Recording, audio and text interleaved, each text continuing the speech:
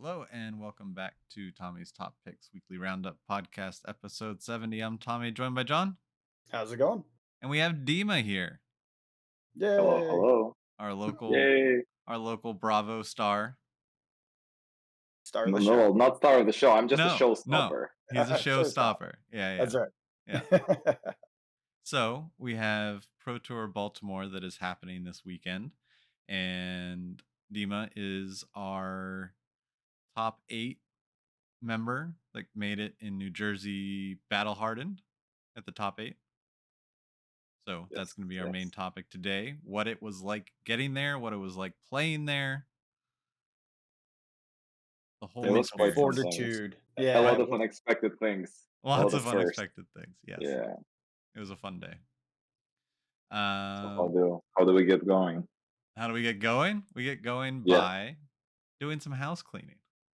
If you enjoy what we do All here right. on the show, you can contribute in a multitude of ways. One, John and I have a TCG player store that we've recently opened.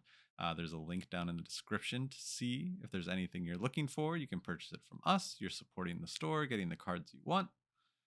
And then, second of all, we have a Patreon, also a link in the description, where you can find a link to join our Patreon, get access to a bunch of different benefits, including our Discord, where you can hop in for just $1 a month. You can hop in and have conversations with us about all the things we do and talk about on our videos, but in real time, because we're always in there talking about the things that we're talking about in our videos. It's true.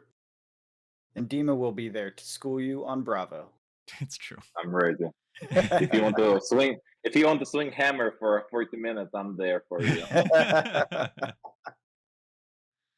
Cool. Well, Do we want to just dive right into it? Do we want to?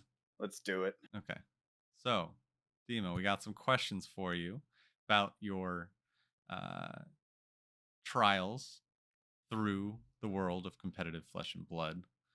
Starting it off with, what drew you to Flesh and Blood, and what makes it different from other games that you've played?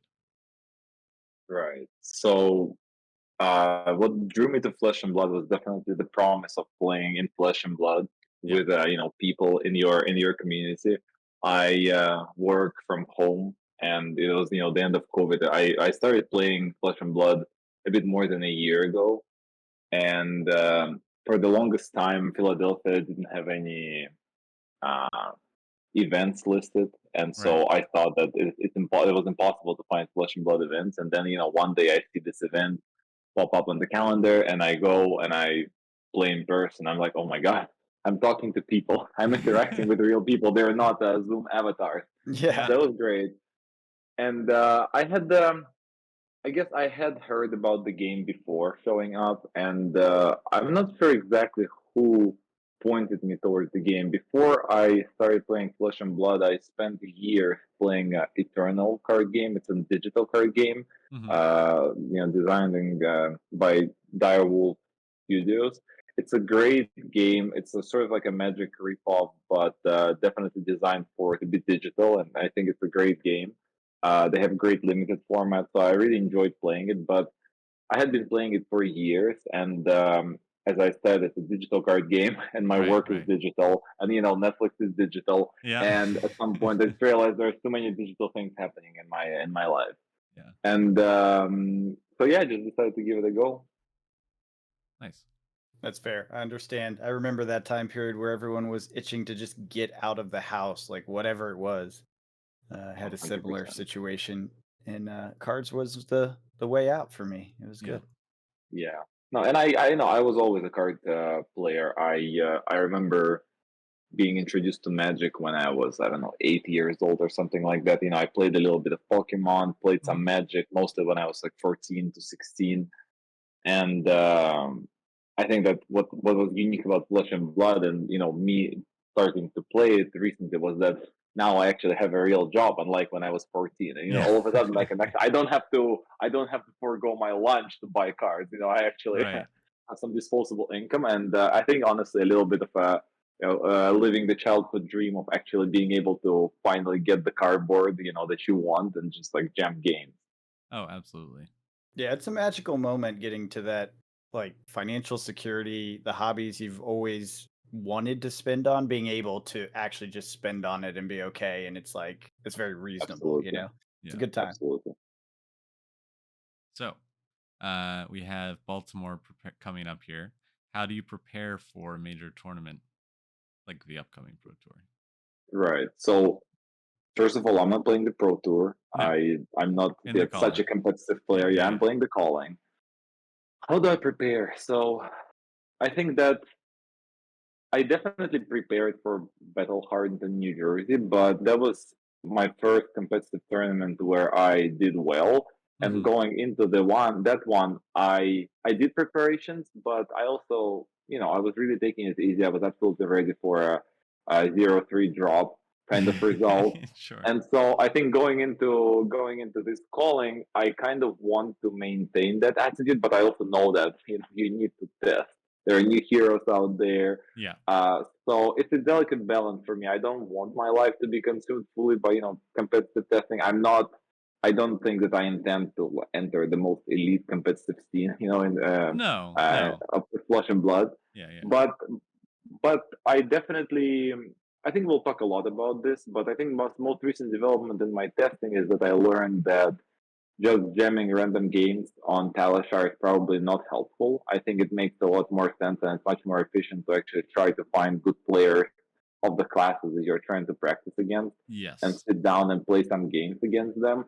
And that's when when you do that, you realize on the one hand you learn a lot, but also you realize just how much work there is Oh, in absolutely. principle to Yeah. be done because sitting down with someone, you can sit down for 6 hours and you'll play like 4 games because you talk a lot, you discuss Yeah, yeah, certain yeah. moments, and but you need like dozens of games in your pocket, probably behind your belt to be able to under your belt, sorry, Yeah. to be able to maybe call yourself proficient in this matchup.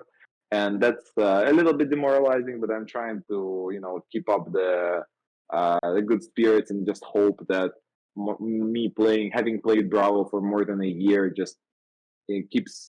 I guess I just keep accumulating bits of knowledge here and there, and I guess I'll just rely on that commitment to one hero.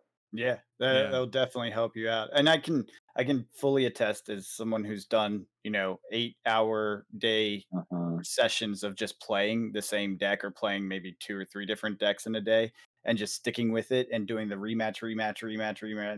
Like those Yeah, rematches on the same lineup are way more valuable than, one match against this hero, one match Next, against that next, hero. next, Yeah, next. because Yeah. you'll forget the things you learn, but if you do it a couple times, you 100%. start to see the things that are common and the things that are like edge cases. You're like, "Oh, when I'm against Icelander, it's 100% gonna have this impact, and I need to work on that from starting phase of the game to middle phase, and then end on this thing." You start to get that pace and pattern that's important, which you won't get from one single game. It's so useful. It's so fun. Not that I'm a competitive player. I just know when I sit for 8 hours and play the same deck for 4, like I get Yes, way more information than just playing randomly online. and Yeah. just pausing the game to talk through Yeah. what will end up being the most critical moment of the game. I think is super helpful and super important. Yeah, that's why all the pros have like training camp teams, you know what I'm saying? They all Yes, have Hmm. like practice teams and some people are just like I'm this hero for the practice and some are like I'll play all the different decks and give you kind of a medium approach to any particular deck which gives right. them away and then they find their weak spots and then they find someone that's like a master of that deck to push against try. So, yeah. I think That's next it's Just level commitment. it's yeah, it getting is. it's getting harder to find enough people because there are so many in a wider meta. You have you need a lot Yeah. more people proficient on a lot of different things. Especially with decks like Lexi and Dromai, there's a big difference between someone who is trying to pick up Dromai or Lexi and someone who is skilled on those heroes. And Yes. the Yeah. difference could be absolutely crippling. And if you're trying to prepare for, an event like the calling, I think you really need to know the level of the, let's say, Lexi player you're practicing with and sort of put it in the perspective and ask yourself, I love my buddy, right? But is he or she a elective player of the right caliber? Because when you are gonna go there, you're gonna see a whole spread of people. But as Right. you progress through the rounds, the Lexus you will be facing in round 4, round 5, they will be made differently. Yeah, Yeah, for yeah. sure. For And sure. those are classes that can be built so differently as well. So Yeah, you don't really know, like you don't know this person, you don't know their proficiency. You don't they may give some things away when they're setting up or whatever, but you really don't know their proficiency until you start playing, and then you also don't know which game plan they're playing. agreed. Yeah, that's the fun part about the game is there's so much variety. Or at least for me, that's what I love is how much the variety has expanded over just the past like year or so of playing. It used to be if you faced a hero, it was that thing and you knew what that thing was because it always was that thing. Now, Mhm. most of the classes have a couple different builds that are viable, and you can't count out the surprise deck. No. So, This reminds me of this one, I think skirmish that we played in our local store. And Tommy played against this Dash player, and I was matched against them in the next round. And I asked Tommy, like, what are they on? And Tommy goes, it's 100% aggro Dash. They boosted me so much, they were Yeah. trying to race me. And I go into this matchup assuming they're going to be aggro, and of course they start assembling their pistol items, and they have all the reacts. I'm like, what is happening here? And uh-oh. even the sideboarding can absolutely change the nature of the deck. But Yeah, also what absolutely. John said, yeah, like you don't know, is this Lexi gonna have fuse? Is she gonna be fuseless? Is she gonna be a little fusey? Who knows? Yep. Yep. And especially I think the Aria characters did a lot with that because of the multi talent. Right. It's like, Lexi can be lightning, not that she is anymore, but lightning, ice, hybrid, none. Like that's technically all viable still. Now Yeah. what's actually gonna see is most likely an ice hybrid or none, right? And I feel like none is what I've heard recently about this current meta with the new outsider cards. Most are going towards no fuse at all. But you don't know. You just don't know. And who knows? Maybe a character's been playing or a person's been playing an Ice Lexi for, the whole time since it first came out. Really, really feels comfortable there and is playing there because they know how to play every matchup as an Ice. And you're going to run into a really proficient Ice, Lexi. So you have to know, how to handle those things. So pretty interesting, 100%. fun. But that leads me into my next question. How do you choose which deck you're going to play in the tournament? Do you prefer to stick with one deck or do you switch it up depending on the meta? I know your answer. I could hear that you're almost laughing when you're asking me that. I don't think that anyone has ever seen me enter a CC tournament not on a Bravo. Yeah. And Yeah. yes, I picked up Bravo. Basically when I started playing the game. My first event ever was Welcome to Wraith draft, and our local player sitting on my right passed me like a foil Cranial Crush, I think, which is a super rare from Welcome to Wraith. I was like, oh, this looks cool, like the foil super rare from Guardian, and I built. I think I built Guardian during that draft, and then because I already had a couple of shiny cards for Bravo, and because Bravo didn't really run CNCs back in the day, and it didn't run Tunic, I was like, oh, it's a decent hero that is pretty budget friendly. Why don't I explore it? And then what really got me addicted was learning that with enough mastery of the hero, you can actually take down big events. And it was just at first when I saw that people playing this, a certain list were doing extremely well, and I would just go and lose all my matchups, all my games. That really started the fire, And I just promised myself that I want to at least understand how this deck plays, and then I just stuck with it ever since. Yeah. I don't think I've ever seen you play not Bravo if you had the option of Bravo. Uh, I, have yeah, you I think ever? I've seen you play yeah, I think Lexi I and Icelander. Oh, you did. yes, Okay, Yeah. okay. You tried I other did things. bring Lexi once or twice to STC Armory, and I brought Icelander once to Blitz. Yeah. That was Yeah. it basically. That's Although in draft, I like to stay open, so I'm not gonna play Bravo unless Bravo is open. of Right. course, yeah. Right. The draft I Limited wasn't is talking different. about. Yeah, Yeah. yeah, yeah. You don't have as much flexibility there. No, no. So funny. Maybe we'll get another Guardian draft soon. Looking forward to it. But Bravo. Another continuing on this question. Yeah. Even though I do play Bravo all the time, I definitely keep messing with the list.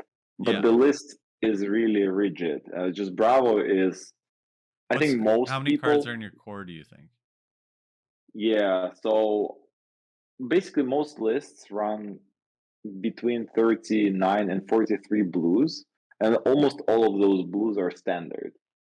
So it's Okay. basically those cards are mostly locked, and even if they're not locked, it's like you're choosing between maybe blue unmovable versus something else, or blue thump, Right. and or blue staunch response. Those cards are good, and they could have their own. They can play their own role, but basically we're just trying to. There are marginal blues, and blues already are weak, right? And the marginal blues are sort of like really weak, and so you toss them around depending on what fits the meta best. And of course, there are some core red cards, right? Like I think that there are very few lists that everybody plays Crippling Crush, Yeah. everybody plays Spinal I Crush. mean, that's what I think that's what separates the yes, Bravos from the Oldhams, right?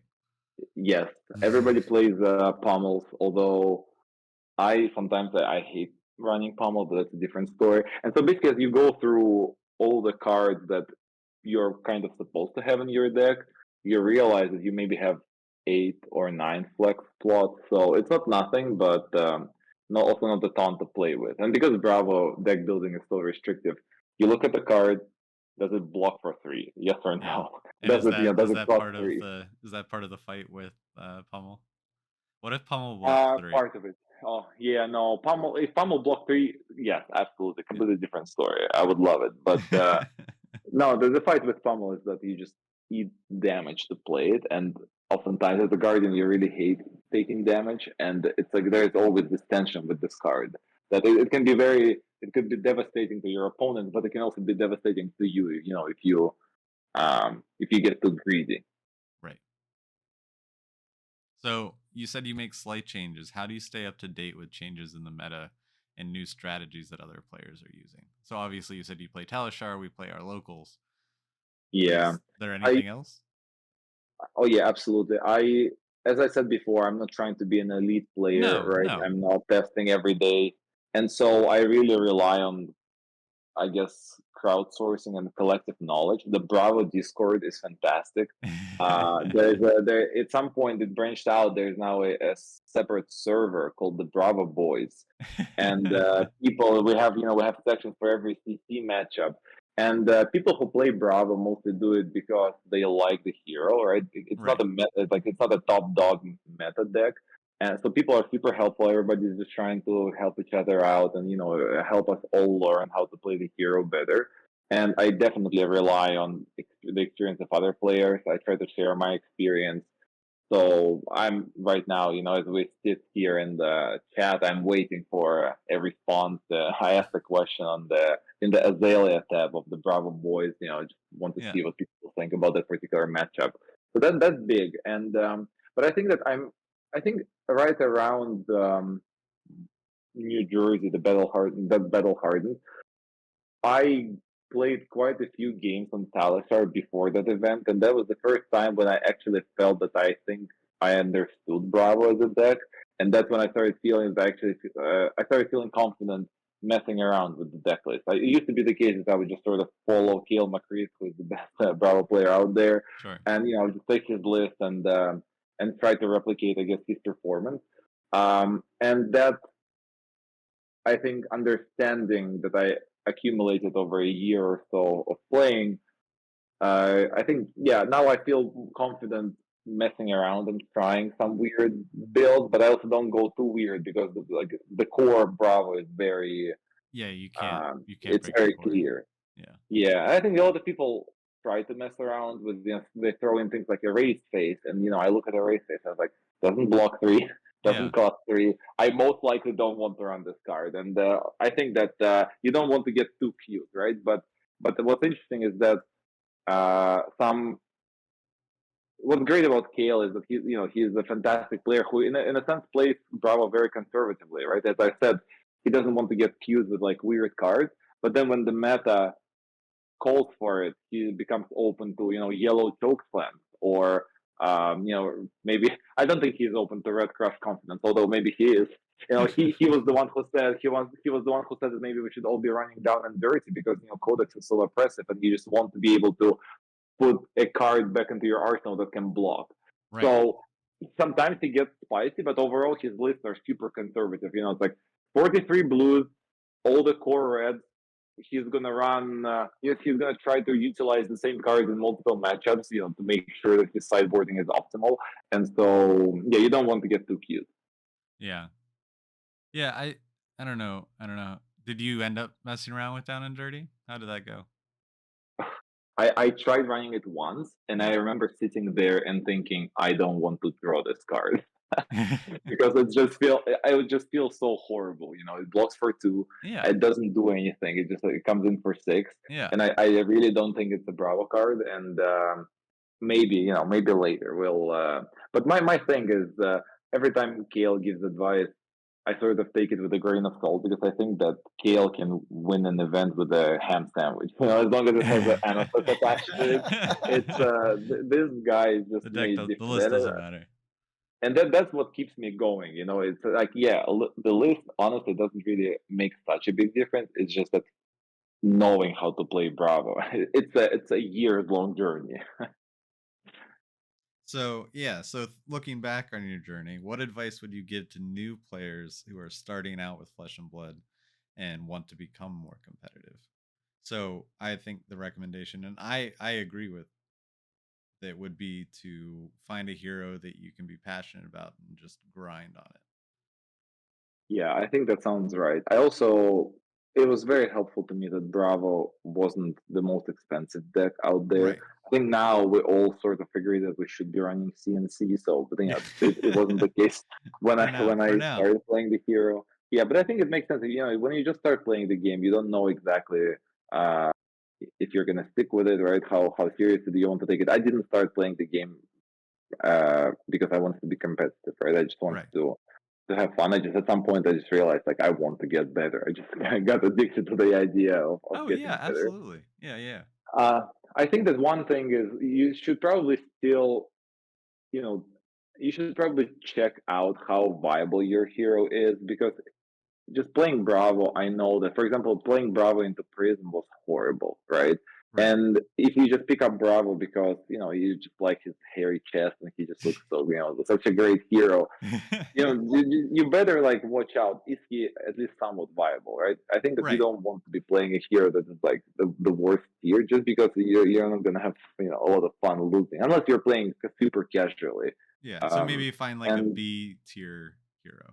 yeah, I mean, you can even go for the top tier, right? Like, if you those heroes, I think it depends, right? Some people really like playing the underdog, but let's face it, like Icelander, what a fantastic hero. She's an ice wizard, the art is sick, and like she's super skill intensive, right? A lot of people lose where Michael Hamilton just takes easy wins. Yeah. Yeah. Yeah. And so nothing wrong with Icelander, right? So, Right.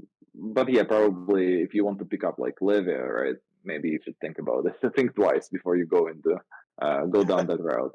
But Yeah. then we have the next set. We have what's it called? That's Dust Till true. Dawn. She Dust might Till get Dawn. good. She I'm might not get holding my good. breath. I'm not holding my either. breath. Yeah, yeah, but people, the Azalea cult was around for years, and these Yeah. people now they are rewarded for their Yes. dedication. Yeah. But That it was years of not being able to pull anything out. that And I think It is that's must a the have big been. part of beauty it. of the Yeah. game. It's the beauty of this game. Every card, every hero has their time eventually. It's just, and you can keep at it, and just as long as you're okay losing and learning along the way, you're going to be excellent when the power comes. Yeah. It's fun. But please don't play the Data Doll. Yeah. No. Hey, someone just won with that at all. Yeah. Oh yeah. Datadol did just get Yeah, her first first Living Legends place. points. Yeah. Yeah. Oh my God. Yeah. Okay. Okay. Someone All right. literally just Dedication won will with be it. rewarded eventually. Exactly. Somebody For got sure. there. I think For that was sure. probably just no one knew what it was going to do, because no one had Right. ever seen Data Doll before. That's a huge part of it also, though. It's if you show up at a competitive event with a deck that is like tier 2, then you can definitely expect a lot of your opponents to not know how to play against that deck, and that could serve you really well. Yep. Yep. Yeah. All right. The other question Shoot, I had, Tommy. what was it? Shoot. Uh-huh. Next Um, question. Next Uh-huh. question. So, as the day progressed in Battle Hard, New Jersey, and it was clearer and clearer that you might make top 8, and all of our locals had either dropped, or either one of us were Right. just like, eh, It's Dima. Dima's our guy. And so we were watching you. What were the mental hurdles? Were there like was it the in between the games? Was it during the games? Was it what was going through your head? Right. So I totally took one match at a time. I think that was super important. Yeah. You just, oh, I just won another one. Oh, I just won another one. That was exactly sort of the every time I would go back to our local group and be like, I think I just did a thing. I think I won another one. Yeah. I definitely was taking them one at a time. I think that was super helpful for mentally because again, you don't want to put too much pressure on you. Yeah. Those games are they definitely get down to the wire and you want to focus all your mental energy on making the right decision. What was going on through my head? So one thing that was constantly at the back of my head is that Guardian players don't get to use the restroom, as I like to say it, right? So Yeah. I think that what I find overall, I think that I play much better in person. I think that the level of my play at those events far exceeds the level of my play on Talishar. But Sure. it comes, the reason it is the case is because I'm very focused. And what I learned early on, I think the first time I played in a Battle Hardened, Battle Hardened Philly, my first game I was very nervous. I was very favored against Oldham, and I was very worried that we'll go to time.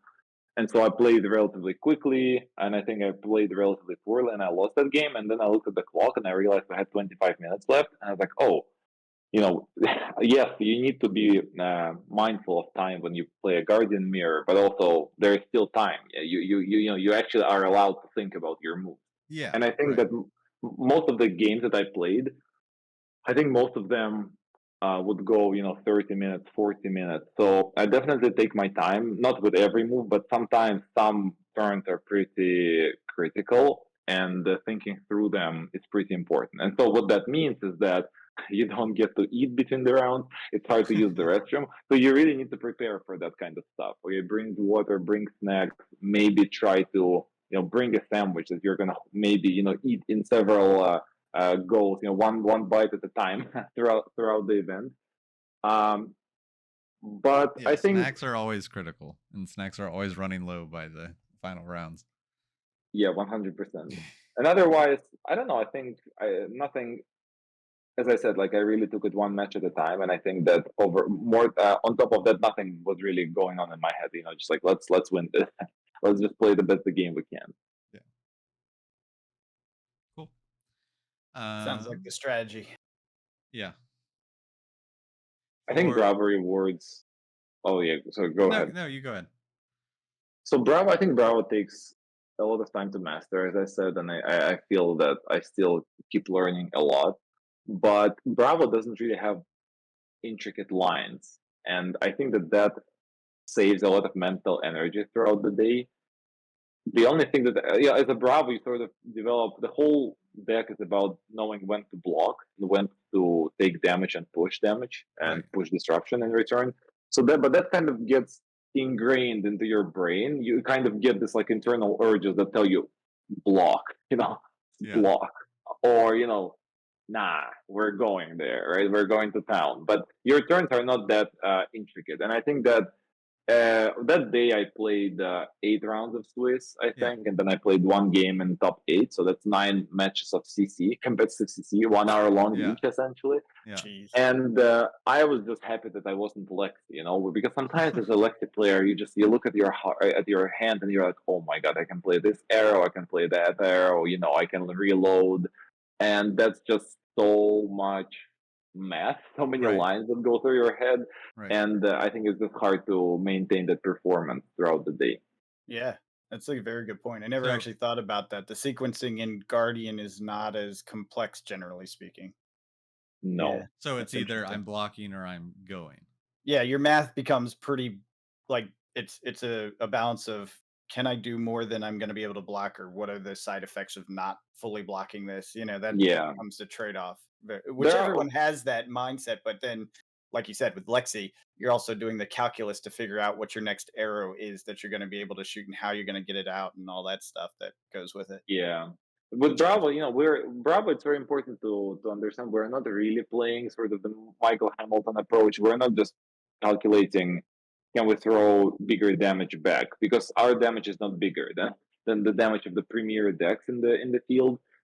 You sort of have to block. At least it used to be the case. And I think that you're trying to fatigue your opponents, not necessarily run them out of cards, but as you block them out, they, one red in the ledger is gone, the second red in the ledger is gone, three of a kind is gone, and then their deck keeps getting weaker and weaker, and your deck also keeps getting weaker and weaker, but to a smaller extent because you still pitch some reds for late game, and most of your cards are blue anyways, and so you kind of pivot later in the game when the average damage output I think on your side becomes higher.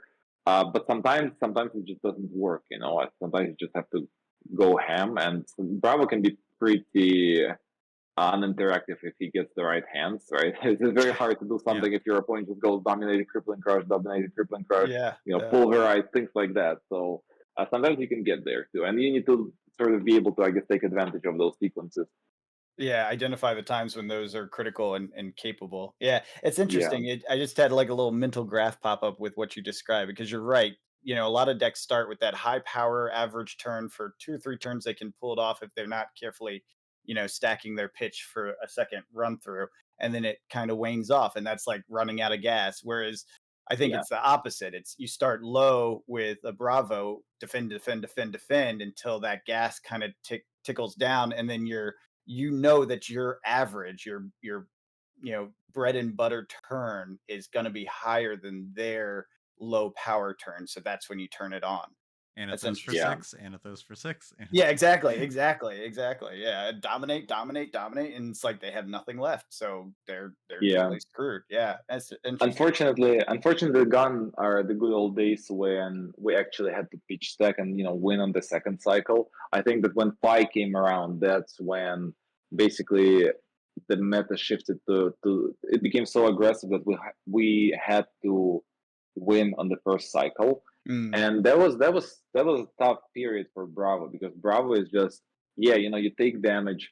Here's my spinal crush, or my CNC pummel, right? Everybody's like dreading CNC pummel, and then you draw 4 blues, and that's it. And that's why Bravo is those people say is a fair deck, and that's why playing Bravo is so hard. And so against 5, what that amounted to was you had to arsenal a good attack card, right? And then you wait until their turn is like relatively weak, and you draw another red attack, and you have one red attack arsenal, and that's when you realize that you can start chaining things, right? You play like the best line would be, for example, you play Spinal Crush that costs 5, and so by pitching 2 blues, you can create a Seismic Surge. And that Seismic Surge next turn can discount your Crippling Crush from 7 to 6, which means that you can actually play it off 2 blues, right? And so that chaining is super efficient and super hard to deal with for your opponent. And then the hope is that once you play those 2 hands, the third or the fourth hand, you're gonna get something else, and that should be enough to take you over the top. awesome, fascinating. Masterclass in Bravo thought. Well, if only, just Bravo 201, I would say. All right, fair enough. I'll take it. Still a master class for me. I know nothing about Guardians. I'm so terrible with Guardian. Every time I've tried, I have just gotten sad and decided I can't play Guardian. It's Well, not Yeah, for what? you me. cannot just vomit your hand, unfortunately. Yeah. Yeah. So how do you stay motivated and focused when the meta is changing around you and you have just your Bravo cards to work with? When, Yeah. like, going into Baltimore, what were the decks you were looking at to possibly go up against, and what's your like game plan into them? Uh, Assumingly it'll be a lot of Rangers and a lot of Dromai. Yeah, yeah. So what keeps me going is two words, Kale McCree, and uh, and I'll explain why. I think that it's really easy to get discouraged with Bravo because again, Bravo so Bravo hasn't had new cards that do anything since I guess Everfest, Yeah. and Bravo is really all him is constraining the design space because all him is already pushed, and Yeah. nobody wants to print new Guardian cards as long as all him is around. And then you see this Phi coming out, right? And you're like, oh my god, like Phi can chain all those crazy turns, and then Lexi and Ranger and Azalea got these tools, and like they are just getting harder and harder to beat. And you're just playing with Welcome to Race cards that just block for 3, and they're rated 3 per card, and that's Yeah. it. Definitely easy to get discouraged.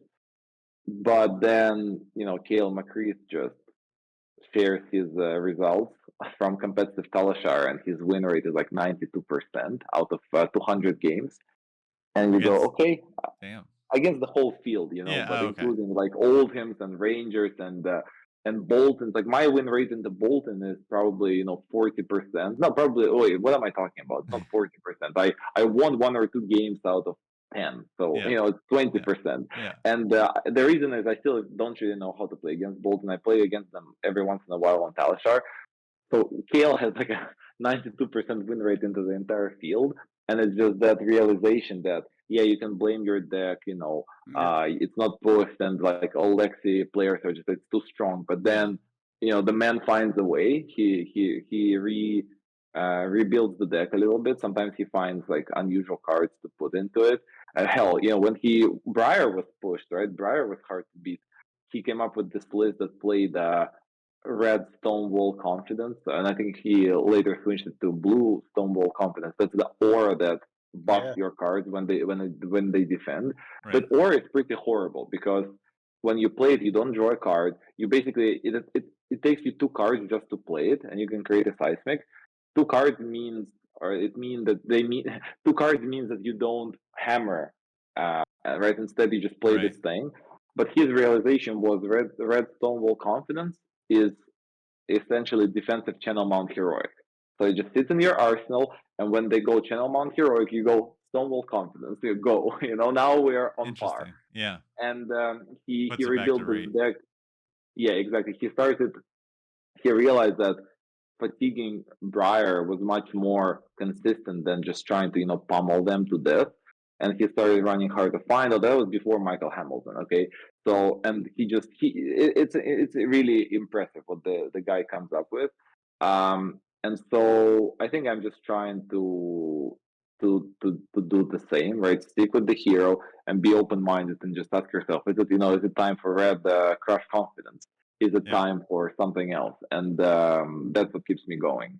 I And I think speaking of, go ahead. Yeah, I go was just ahead, going man. to say, I think you said probably one of the most important things about learning Flesh and Blood, especially for new players out there, is that you can blame your deck, you can blame the matchup, you can blame whatever you want, but in reality, it's almost certainly in your hand. And like if you can approach this game with like some humility, like I'm not going to be the best, and I need to work to get better.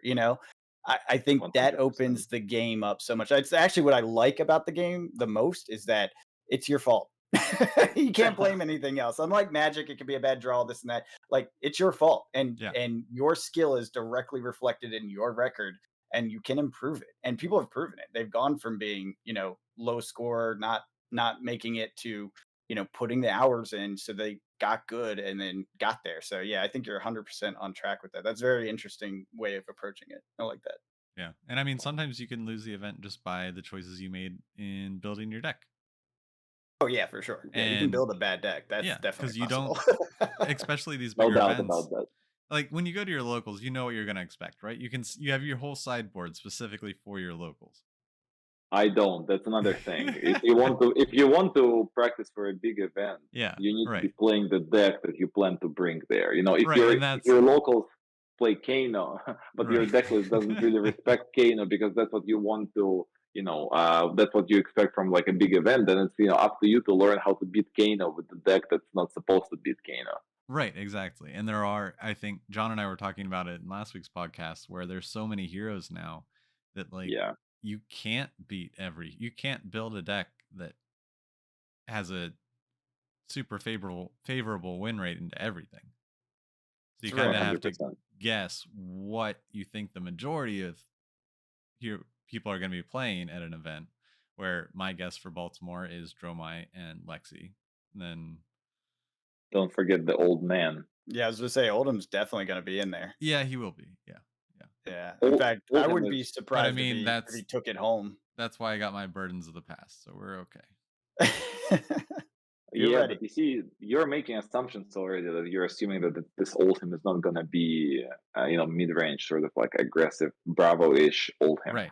I don't know if that's the case because I think that the big unknown to me, and that's just like the lack of, I don't really follow all those developments that close. I don't know if a good Azalea or Lexi player, how do they fare into a good Oldham player, and if a good Azalea or Lexi player can win against Oldham in a long grinding match, then maybe Oldham should just become more aggressive. That's certainly how I feel with Bravo. I did some testing with a very good Lexi, our local player also, Yeah. and we jammed 4 games, and I lost all 4 of them. And I just realized I don't think I can block this out. And I don't mean like block, the whole thing out and wait until Right. Lexi runs out of cards. I mean, I was just trying to block big turns out, maybe set something up, but between all the Arsenal hate and all the codexes and just the crazy, crazy pressure that Lexi is able to put out now, my new thing is I think we just need to murder them. I Yeah, need to murder Lexi before she gets going. Right. Yeah, And make her use cards out of her hand if you can. Make her totally. forced to make those decisions. Yeah, that makes sense. And I'm even thinking about cutting red sync belows from my matchup. I just want all my red cards to go to town and just push damage, push disruption. And it's something, it's like honestly, it's a very, let's put it this way, it's a very controversial thing to do as a Bravo player. We always ran sync belows into aggro decks. Right. Always. But now it sounds like maybe we should reconsider that. That's like the beauty of it. You need to challenge those core cards sometimes. Yeah. Yeah. The always word is a hard word. In Yeah. Flesh and Blood, Yeah. it should be banned. Yeah. Yeah. Even Always Crippling and Crush, never. we side out Crippling Crush sometimes. Like sometimes you don't want to run Crippling Crush into Icelander or Kano necessarily, or maybe you do, but it's not as clear because the more expensive the card is, the more you're sticking out your neck against Kano. Yeah. Mhm. Exactly. And with Icelander the same, right? There's the ice and disruption. It becomes harder to cast expensive cards. So even Crippling Crush is not untouchable. Yeah. Awesome.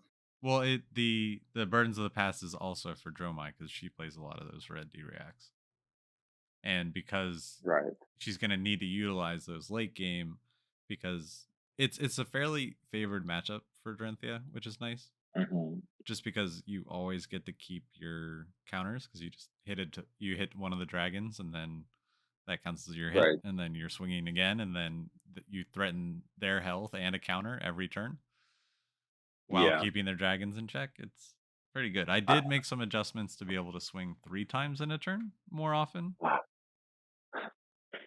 I hope I don't get to play you. Although I do love the matchup. Oh, the So- matchup's so much fun. Just speaking a little bit to this upcoming meta, though, I just flipped through the Flesh and Blood page, and the Richmond results are up. Mhm. First and second were Oldham's. Yeah. So, and Dromai and Azalea at third, and Lexi and Azuri, which I didn't expect, and Dash. So Azuri's still Azuri's gonna be interesting. yeah, Still and in Dash there, is gonna still be in there. Yeah. So better have a plan for that too. Yeah, Bravo was Azuri in is- there as well. I need some Look at that. practice against Azuri. Yeah, we chatted with that Bravo in the Discord. They were super helpful, shared their notes, and they conceded that in practice their games against Lexi went pretty poorly. And during the event, they had to play against 3 Lexis in a row or 4, and they only lost 1 game. So great performance, good job. But I don't think that that player definitely doesn't think that Lexi is an easy matchup or that we're favored or anything like that. Sure. Right.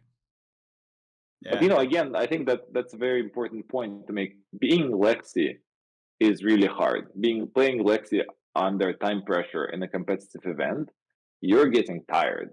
Yeah. And Oh yeah. I'm more than happy to let you burn your brain cells while I just crippling crush or hammer. That's it. And so see you in round 7 when I'm still I Still can just still think. hammer.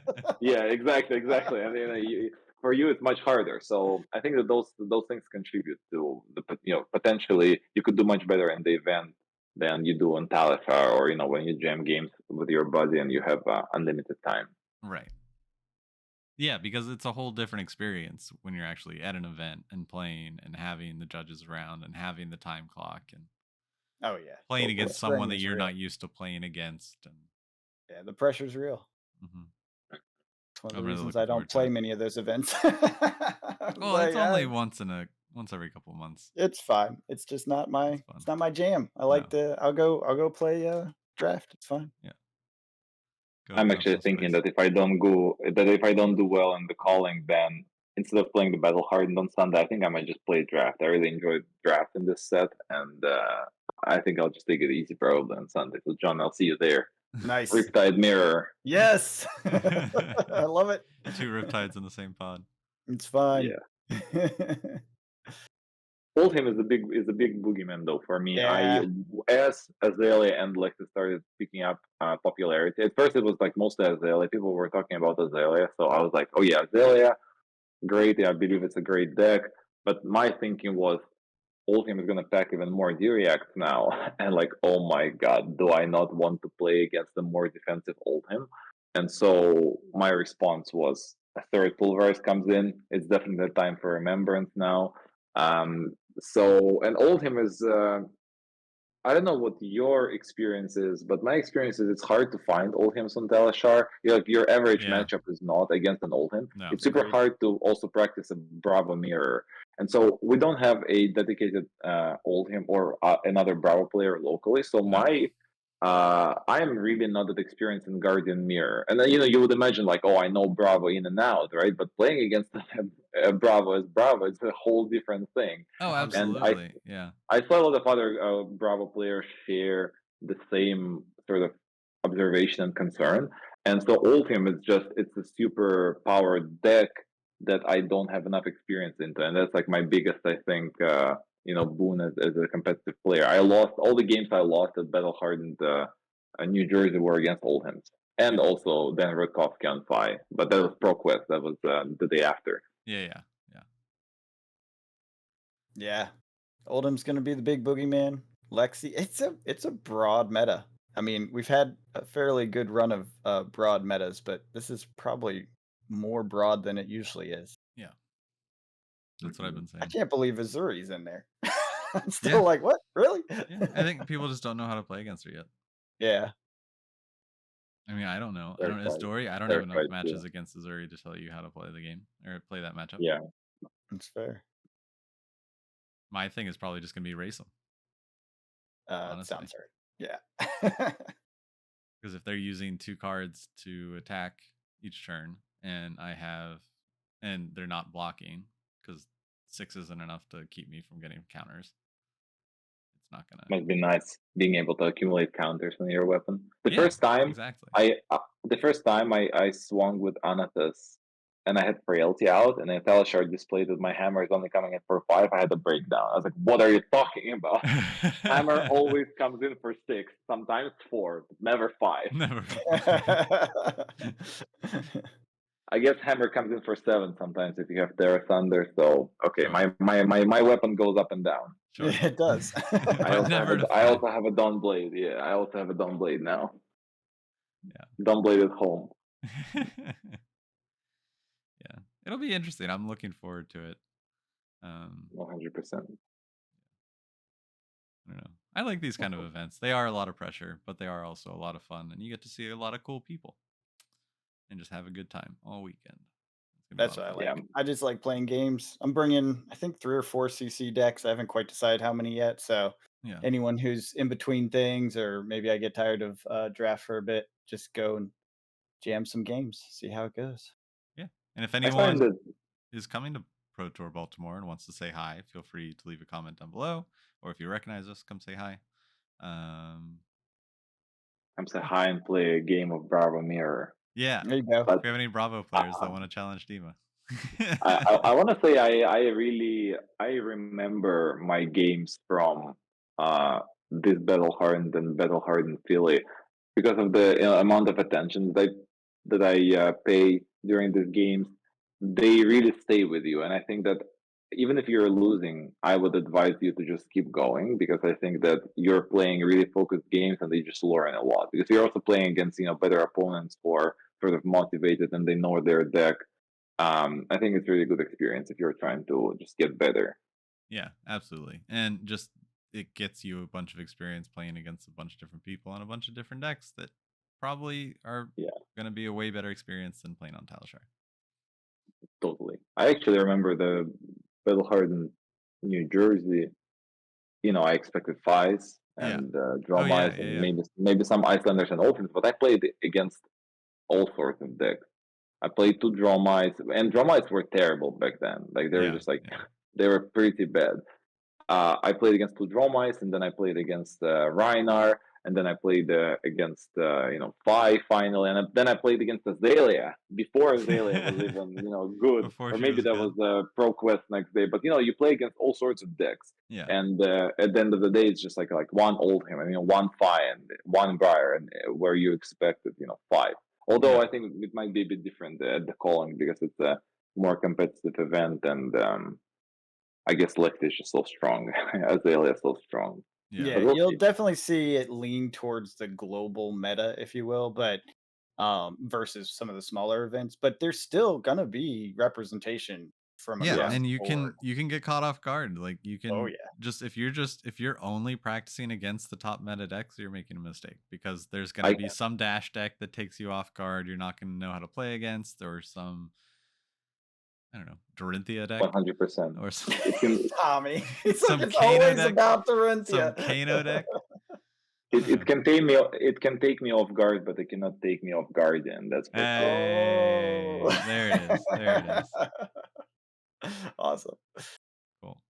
Well, anything else you wanna? Any advice you wanna give? Anything you wanna before we wrap this up? But yeah, let's see. Any advice?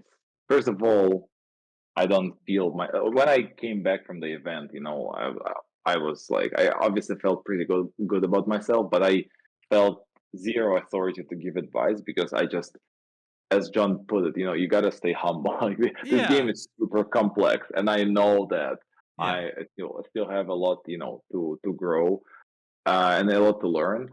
I think that what was really, let's end it on a warm, Yeah. heartwarming note. You mentioned I would, finish a round and I would go to like the local crew, and Yeah. I just played like an hour of very grindy CC game, and the locals would be like, "Oh, Dima, how did it go?" And I'd be like, "I won." They're like, "Ooh, let's go!" Right, and all that support, all that excitement was super, super encouraging, and I really felt supported. And I remember the guys just on Sunday we were playing Battle Hard. No, sorry, it was the Pro Quest, and Yeah. I top 8'd that as well. And Sunday everybody wanted to go home, but people stayed, people waited for me, and they were cheering me up. And that support, and at the end of the day, we're playing great games in flesh and blood, and I Yeah. think that that's super important. So I would recommend. Don't go to these events alone. Try to find one or two buds, and just try to have Yeah. a great time together. Yeah. Yeah. Have your team with you. The companionship is Absolutely. definitely a huge bit. From Pro Tour 1 to Pro Tour 2. This will be fun. Oh, Can't wait. yeah. Yeah. I mean, the amount of teamwork that actually goes into Flesh and Blood is way more than I thought when I first got into the game because I was like, oh, it's a single player competitive card game. Like that's where's teamwork. But having your team of locals of just a wide variety of classes that you just jam games with all the time and everyone's staying up to Yeah. date and everyone's um keeping up their A game. I mean, it has to feel good like being able to go into an event and like know that you have more experience than probably most people because the more not everyone has a locals like we do that has like No. a bunch of different classes represented and people that actually stick with it and actually can talk intelligently about the different classes opposed to oh I'm just playing it because it's the top deck, Right. you know what I Yes. mean? Definitely that. And I'm terrified of the day when Viscerai gets good again, because Mr. Viz are low. He's gonna rip us apart. It could be next set. We're gonna get more shadow cards. Could be next set. Yeah. Shadow Viscerai.